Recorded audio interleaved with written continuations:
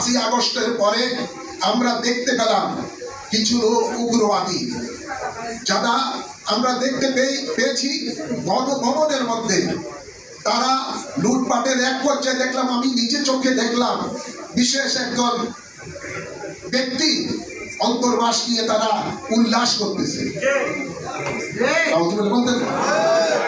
অন্তর্বাস নিয়ে উল্লাস করতেছেন। আমার মনে হয় সেই দিন থেকে যারা এই লম্পটেরা তারা মনে হয় যেন তারা সাহস পেয়ে গেছে। তারপরে থেকে দেখা যায় গণহারে জায়গায় জায়গায় শিশু ধর্ষণ হচ্ছে, নারী ধর্ষণ হচ্ছে, বিভিন্ন ধরনের অপকর্মটা বেড়ে গেছে।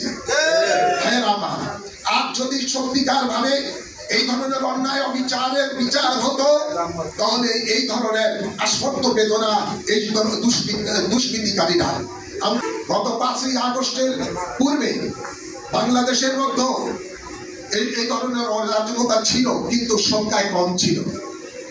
নারী ধর্ষণ হতো বা শিশু ধর্ষণ হতো বা বিভিন্ন আপনার নির্যাতন মানুষের উপর হতো, মানে মানুষ হত্যা হতো, বিভিন্ন হতো, কিন্তু সেটা ছিল সংখ্যায় কম।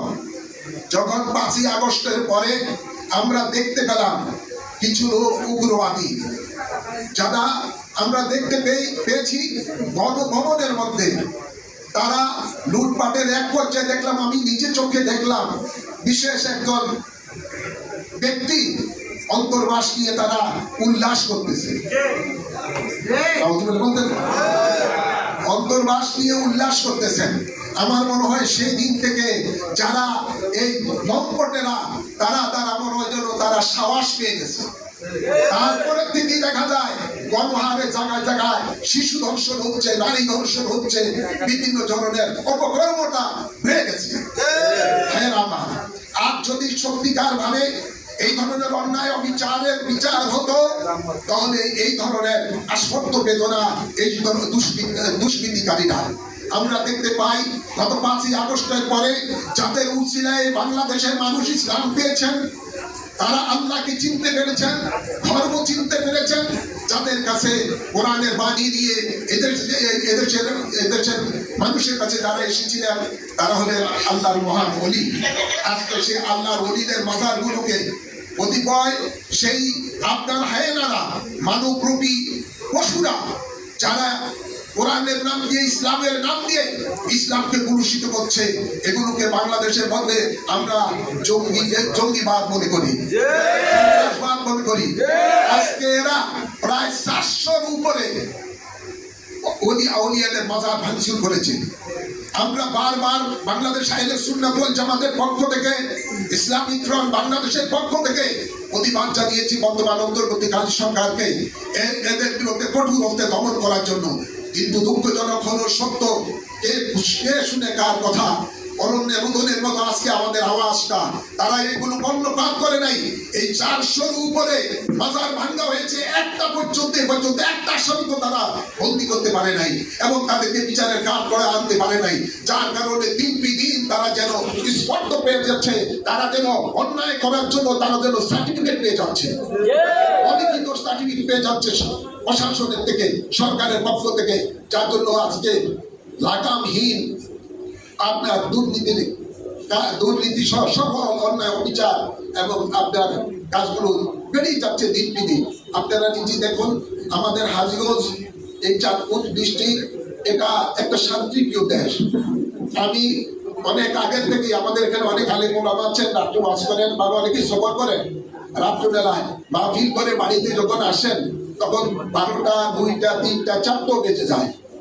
অনেক সময় আমরা কচুয়া রোডের দিকে আসি রাত্রবেলায় নির্বিঘ্নে, কিন্তু এখন 5ই আগস্টের পরে যা ঘটনা ঘটছে মিডিয়া ভাইয়েরা জানেন, আপনারাও জানেন, সেখানে মানুষ আজকে সন্ধান করে ওই রাস্তা দিয়ে সফর করার সাহস পাচ্ছে না। আমি নিচেও সেই আমাদের মনে করলাম হরিপুর দিয়ে ওই আপনার ওই দাউদ খানকে দিয়ে মতলব রুমের দুপুরে কিছুটা নিরাপদ আছে, দেখি ওটাও নিরাপদ নাই, আজকে কোথায় নাই। এখন মনে করলাম আগে যা চাঁদপুর, আপনার চাঁদপুরের দিক দিয়ে কুমিল্লা পদুয়া দিয়ে বিশ্ব রোড দিয়ে যাবো, একটা রোড মোটামুটি হয়তো বা নিরাপদ আছে। ইদানিং কালে দেখা যায় সে বিশ্ব রোডের থেকে পদুয়া বাজার বিশ্ব রোডের থেকে দাউদখান্দি পর্যন্ত প্রত্যেকটা পয়েন্ট জায়গায় জায়গায় প্রায় 8-10টা জায়গা এখন নিরাপদ নাই।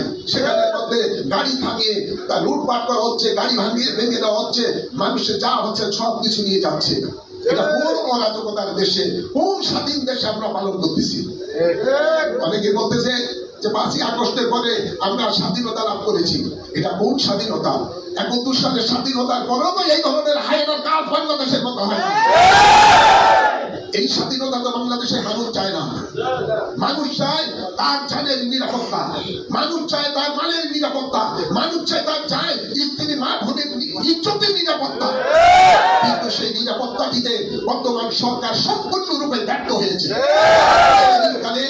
আমি দেখতে পাই এই সরকার আসার পর থেকে বিশেষ একটা গোষ্ঠীকে ক্ষমতায় বসানোর জন্য পায়তারা করতেছে। যেই গোষ্ঠীটা এদেশের স্বাধীনতার শত্রু, এদেশের মা বোনের ইজ্জত লুণ্ঠনকারী, লক্ষ লক্ষ মা বোনের ইজ্জত লুণ্ঠন করেছে, লক্ষ মানুষকে যারা শহীদ করেছে। আজকে সেই এরা শুধু তাই নয়, এরা নবী পাকের সামনে অকথ্য ভাষায় এদের নেতারা গালিগালাজ করেছে, সাহাবায়ে কেরামের সম্বোধন করেছে। কোরআন এবং এদের বক্তারা আল্লাহকেও পর্যন্ত জলে ছাড়ে নাই। এদের বক্তারা আল্লাহকে আবেহালা বলে সম্বোধন করে। আজকে বিশেষ এই সরকার বিশেষ একটা গোষ্ঠীকে আজকে ক্ষমতায় আনার পায়তারা করতেছে। আমরা ইদানিং কালে দেখেছি তারা গর্বগুলো বিভিন্ন রাজনৈতিক দলের সাথে সংলাপ করতেছে। কিন্তু দেখা যায় 50-এর উপরে মনে হয় নিবন্ধিত সংগঠন রয়েছে। এই 10-12টা সংগঠনের লোকদেরকে নিয়ে বারবার তার পছন্দনীয় সংগঠনের নেতাদেরকে নিয়ে এই সরকার বারবার এদেরকে নিয়ে বৈঠক করে। আর বাংলাদেশের দল নাই, নিবন্ধিত দল নাই। এটা তো তারা চরম বৈষম্য বিরোধী কর্মকাণ্ড করতেছে। বৈষম্য বিরোধী কর্মকাণ্ড চরম ভাবে করতেছে। তাই আমি মনে করি বর্তমান সরকার যে আছে, এই সরকারের আন্ডারে ফেয়ার ইলেকশন কোনদিন আমরা জাতি আশা করতে পারি না।